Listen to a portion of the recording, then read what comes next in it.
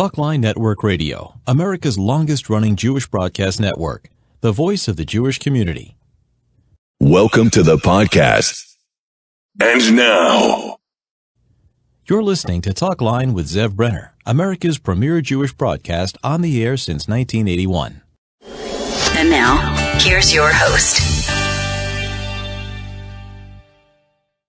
Welcome back to the program. I'm Zev Brenner. Hundreds of volunteers were out there. People were so concerned on Wednesday when a 7-year-old just was lost in Brooklyn. I'm referring to Shapiro, and volunteers came from all over, and thank God after 6 hours he was found. We have the grateful father with us right now, Rabbi Simcha Shapiro. He learns in the Kollel in Flatbush, originally was in Lakewood. He's married 25 years. He has 10 children, Kanahara. So, Rabbi Simcha Shapiro, good vach, thank you for joining us. Good vach. How are you? Baruch Hashem, you must be so elated, so happy. So tell us about what happened on Wednesday. And you live in Brooklyn, and your son was in Canarsie. Tell us about what transpired. Okay, so what happened was my children go to responsible day camps in Brooklyn, and one of my children that are in a day camp is Zev Shapiro. He's a 7-year-old child, very responsible child. He's more on the shy side, and he is finishing off his second year at this day camp, and he already went on many trips and late trips and long trips, and he never had any problem of getting lost, and it was a big mystery that he got lost. And where did he get lost? It was near water. Tell us, right, it's right. in Canarsie, So because you live in Midwood, and this was in Canarsie. Right. So the day camp had a trip to the Canarsie Park that's next to the Belt Highway in the end of the Canarsie area in Brooklyn on Seaview Avenue and East 88th. And this was, a matter of fact, a short trip, and the day camp goes many times to this park or to other parks, and he got lost, and first a day camp they started doing their own big search, and when they saw that they can't find him, they right away called Shapiro of Flatbush and the NYPD. And by 4:30, when they saw that he wasn't found, and my son under him, Aaron, was coming home on the bus, and normally Yosef comes home on that bus, so I was called and I was told, and I really was in a state of like a shock. I was fine. I was handling it very well. I guess like what happened, and we never had a problem with him. It's a very responsible day camp, but everything that said. And I had to relax myself. And Baruch Hashem, I was fine. And and I called some Askonim. I called Rabbi Josh Melman from the FJCC. And matter of fact, he was in a meeting with Mr. Richie Taylor from the deputy NYPD, who got Deputy Inspector New York Police Department, right? And they started for a major search, and then the police department wanted any clothing which he wore that was not washed out, and we sent him that clothing. Matter of fact, his clothing that morning was washed out, but his pajama pants wasn't. So we gave that, and the sheet, and the linen. And matter of fact, the canine dogs of the NYPD, they smelled the area where he was found, and then how the search went on. So they called in the Shapiro of Borough Park, Crown Heights, Williamsburg, Staten Island, even from Lakewood, the Shapiro came, and then they had from upstate, Monroe, Muncie, from the Catskill Mountains, and when they sent out for volunteers, they came from all different areas. Chaverim was involved, Chetes Shalemes, Miss Askim, Rabbi Yankee, Maya, and you name it, and even Mayor D. Blasio, who's running New York City, was involved in it. He spoke on the news. He sent out tweets, and really the whole NYPD and Commissioner Shea, the head of NYPD, who was involved, and everyone was working. And the NYPD got big chizuk. They saw all these volunteers coming from all different neighborhoods who don't know the child at all. So they said that we are paid men and we have to do our job, and these are volunteers. So we better do our job. And everyone was searching different areas and different areas. As a father, what I personally think, he was very overtime from a night before of a late night trip. He had a cold and it's very hot, and I think he must have fell asleep. I don't know if it was that's how he got lost or whatever happened. Baruch Hashem, he was checked out well by Maimonides Hospital and NYPD, and he was not touched. So Baruch Hashem, and he has no nightmares or tremor or terrors. Baruch Hashem. Baruch Hashem, he's a child, and he doesn't know what happened. And this Mr. Victor Pinchas Shine from Flatbush, when he did his own search, and he heard someone say "Ata," so he looked around. He saw a Hatzalah member from Staten Island behind him. He also heard it, but no one else heard it. So he right away radioed. He called up one of the heads in the police department. It was Mr. Richie Taylor. It's someone that he knew, and they right away sent the AVRs and the tractors and the trucks and the park things and all the things. And Baruch Hashem, he was found happily, and it was a major dance, and everyone was dancing.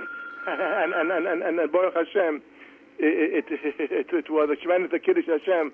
The people came from all areas, men, ladies, older, younger, illiterate, Hasidish, modern Orthodox, Sfardic, you name it, for any community. And also some non-Jews also were helping out too. Right. So thank God that your son was fine, with Yosef was fine, terrific. Now, did he move did he end up walking away from the group? Right. We know for a fact that where they found him was more closer to the Belt Parkway, which was a much further area than they were. I don't know if it was a half a mile, it was more than that, and a matter of fact, when the way I think it was, when Victor Shine found him and he called the police, they didn't even know where the area was exactly. So the police was able to get it from its phone, the area, and they sent the whole crew over right away. Now, I'm curious to know, when your son was discovered, when Yosef was found missing by the day camp, did they contact you first, or they first contacted the Shomrim and the other groups? The way I understand, they did their own research very well first, and they checked the buses, and then they when they saw the Namatzliach, they immediately contacted Flatbush Shomrim and NYPD.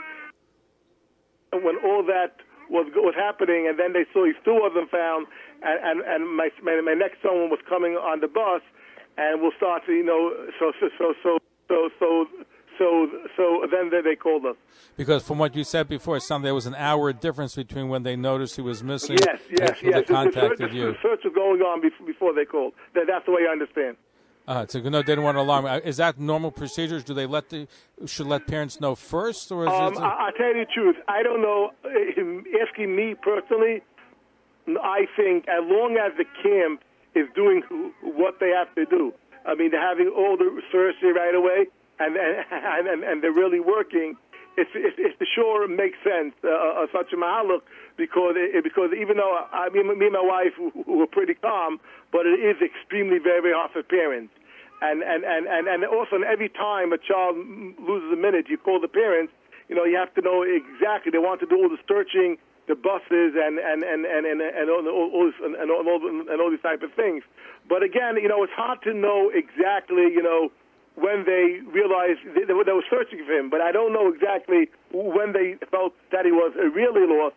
because sometimes, a family can have some askonim that they can call also. It's hard to know exactly what is the right thing, but I for sure respect what they did, and they for sure were very responsible, and I'm satisfied 1,000% the way they handled the. The only reason why I ask is sometimes you want to know from a safety perspective if a child may have done this before or walked away, so they want to get some kind of profile or perspective, which they would get from the parent. That's why I was just wondering. Right. So I saw as soon as they were ready for these type of questions, I got a call because they're doing all the searching. They had to search all around. They had to search all around that area. They had to search all the buses. Maybe he went back on a different bus. They had to do a lot of searching first. So I guess until they really saw that we have to make now a massive search. And we're looking. Rabbi Simcha David Shapiro is our guest, the father of 7-year-old Yosef Shapiro, who was missing for about 6 hours on Wednesday. Thank God he was found. Hundreds of volunteers came from all walks of life, which was such a tremendous Kiddush Hashem, sanctification of God's name, that they came out for a stranger, which is just simply amazing. Did Yosef Shapiro, how did he take to all the publicity? He's a very shy child, and he doesn't like it.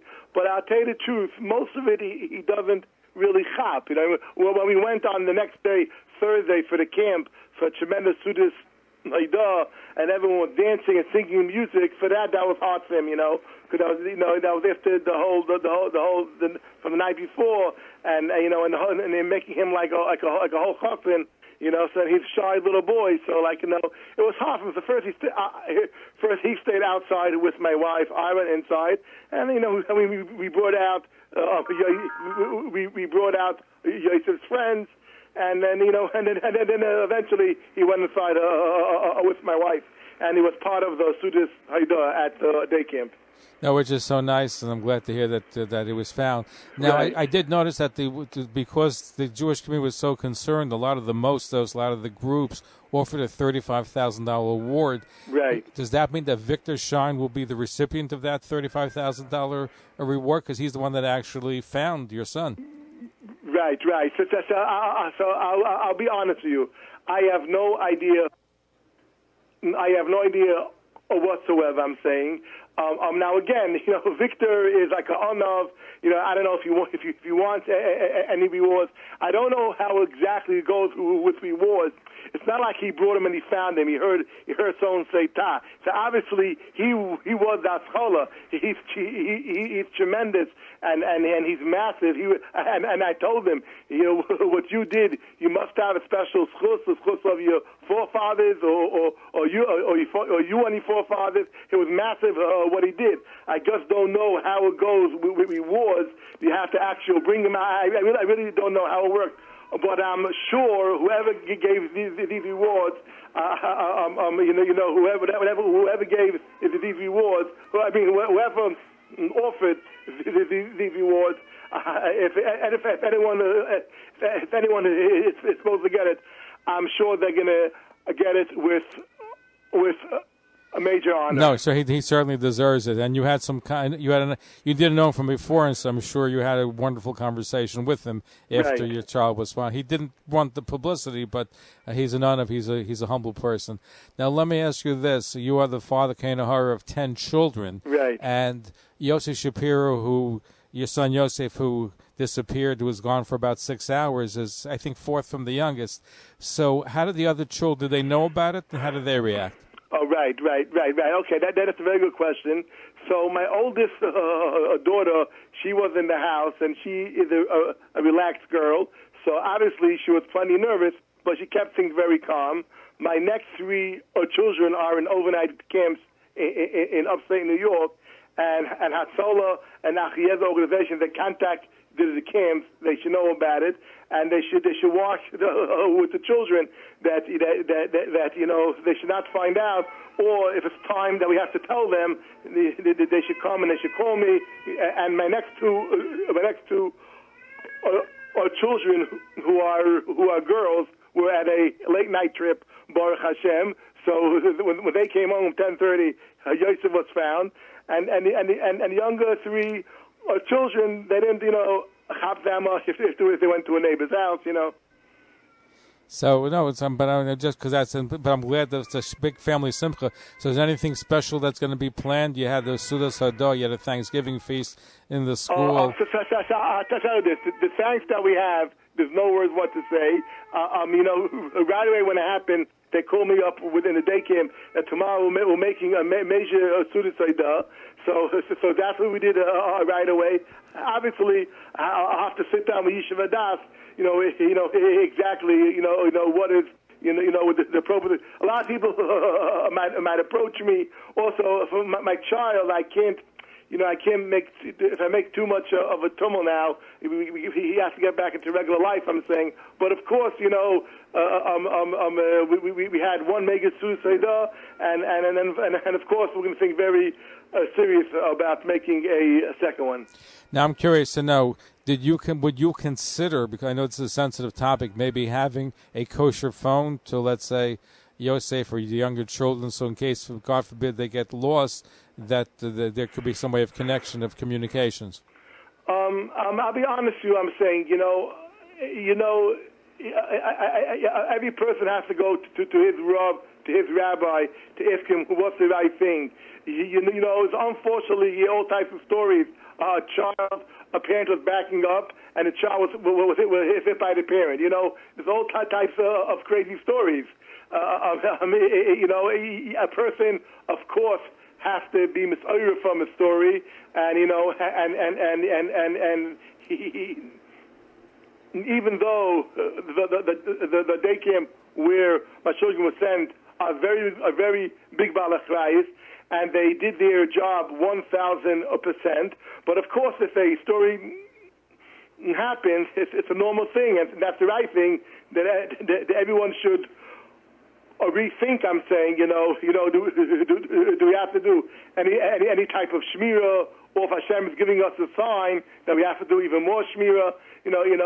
Exactly. I'm saying, what should be done? That's for the Gedolim to decide. But I think it's very important. People have to have betachon and go to a regular life. My son Yosef, this morning he went back to regular day camp, and he wanted to go on the school bus, regular learning with the Rabbi, activities, whatever they had on the Friday and the shorter day, and he came on the bus, without any panic, without any warnings, everything, Baruch Hashem, is running fine. Now, of course, different people get different scared, different things. I am very happy that this happened at the end of the season, so parents don't have to be nervous. What's going to be with all the camps and day camp trips? People have a few months how to plan it, until they make the next year's summer plans. But at the same time, you'd have to go with betachon that the Eibishter runs the world, and you have to do person has to do the shtadlus without being nervous. And of course, a person should not go into a muck of sakana, something that's risky or dangerous. And if a child's the type to wander or you hear stories, everyone has to do their shmira to speak to a Rav, to Adam Gadol, what's the das Torah. But he can't be nervous and he can't panic. I mean, if people are going to panic, how do you go and drive a car? You know what I mean? Like, that's Hashem. The Eibishter is a Shemei Yisrael. No, certainly you have to have bitachon. Thank God, you're bitachon in your faith, and I'm so happy, and we're all so elated that Yosef, your son, was found happy, no marks, nothing. So, but Baruch Hashem, thank God for that. So we're so pleased. May you have a lot of nachas from all your children, including Yosef, is 7 years old. So thank you for being here with us. Thank you for sharing your experience, and we're so grateful that he was found right. in good condition. Right. It's Baruch Hashem, who was the best you could think of. He was found healthy 1,000%. He's emotionally healthy, physically healthy, and the Baruch Hashem, there's nothing more what to say. Baruch Hashem, much nachas. Much Amen. nachas. By the way, you know why the expression Yiddish nachas comes from? Where? Because in the Chumash, Esav had a son called Reuel had a son called Nachas. We say you should have a Yiddish Nachas, not like Esav also had Nachas. We say it shouldn't be that kind of Nachas, but it should be Yiddish Nachas. So may you have much Yiddish Nachas. That's a good word. Everyone should have a good vach and a toiva and a good and a gebench to Thank Rabbi Simcha David Shapiro, who learns in the Kollel in Flatbush. His son Yosef was missing for 6 hours in Canarsie on Wednesday. Thank God, hundreds of volunteers came out and they found him, and now he's back with his family, going back with his daily life. Thank you so much, and a good gebench to you and your family. Thank you. Colton, have a good night. Follow us on Facebook, Twitter, and Instagram.